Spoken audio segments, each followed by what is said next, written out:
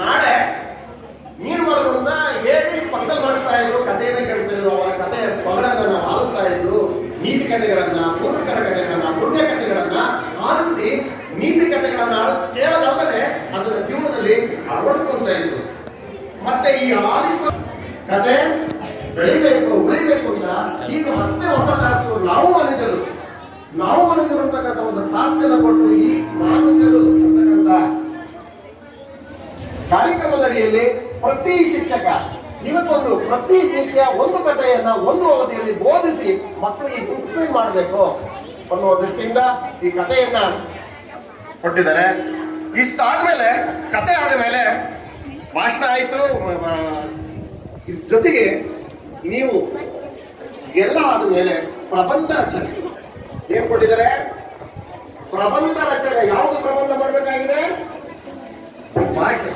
ಭಾಷೆ ತುಂಬಾ ಅಲಂಕವಾಗಿರ್ತಕ್ಕಂಥ ಭಾಷೆ. ಅಕ್ಷರಗಳ ನಡುವೆ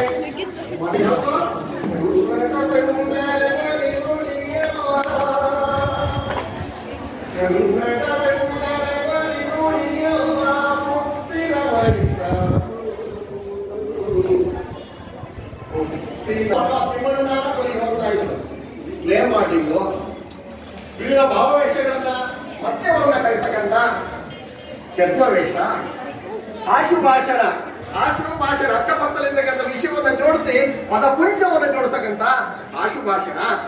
ಅಷ್ಟೇ ಅಲ್ಲ, ನೀವುಗಳು ಕೂಡ ಕವಿ ಆಗ್ಬೇಕು, ಕವಿಯಾಗಿ ಬೆಳಿಬೇಕು ಅನ್ನಲಿಕ್ಕೆ ಸ್ವರಚಿತ ಕವನಗಳು, ಪದ್ಯವಾಚನ, ಇವಿಷ್ಟೆಲ್ಲ ಟಾಸ್ಕ್ ಮಕ್ಕಳ ನಿಮಗಾಗಿ ಇವೆಲ್ಲವೂ ಕೂಡ ಈ ಪ್ರತಿಭಾ ಕಾರಂಜಿಯಲ್ಲಿ ಪ್ರಸ್ತಾಪಿತವಾಗಿದ್ದಾವೆ. ಇವುಗಳೆಲ್ಲರೂ ಕೂಡ ತಾವು ಶ್ರದ್ಧೆಯಿಂದ, ನಿಷ್ಠೆಯಿಂದ ನಾಡು ಸಂಸ್ಕೃತಿಯನ್ನ ಕಾಪಾಡಿಗೋಸ್ಕರ ಪ್ರತಿಭಾ ಕಾರಂಜಿನ ನಿಮ್ಮಲ್ಲಿರ್ತಕ್ಕಂಥ ಕಲೆಯನ್ನ ಮುಗಿಸಲಿಕ್ಕೆ ಸದೋಕಾಚಾರ ಇಲಾಖೆ ಅವಕಾಶಗಳನ್ನು. I take the privilege to invite our chief guest, Vasant TPO Asikere, to deliver our inauguration speech.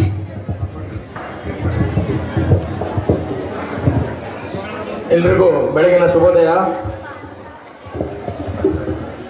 ಈ ಪ್ರತಿಭಾ ಕಾರಂಜಿ ಕಾರ್ಯಕ್ರಮದ ವೇದಿಕೆಯ ಮೇಲಿರುವ ಈ ಶಾಲೆಯ ಮುಖ್ಯಸ್ಥರು ಹಾಗೂ ಕಾರ್ಯದರ್ಶಿಗಳು ಆದ ಮತ್ತು ಸ್ನೇಹಿತರು ಆದ ನಿಖಿಲ್ ಸಾಬ್ ಅವರೇ ಹಾಗೂ ನಮ್ಮ PhD ಕಾಲೇಜಿನ ಪ್ರಾಂಶುಪಾಲರೇ ಹಾಗೂ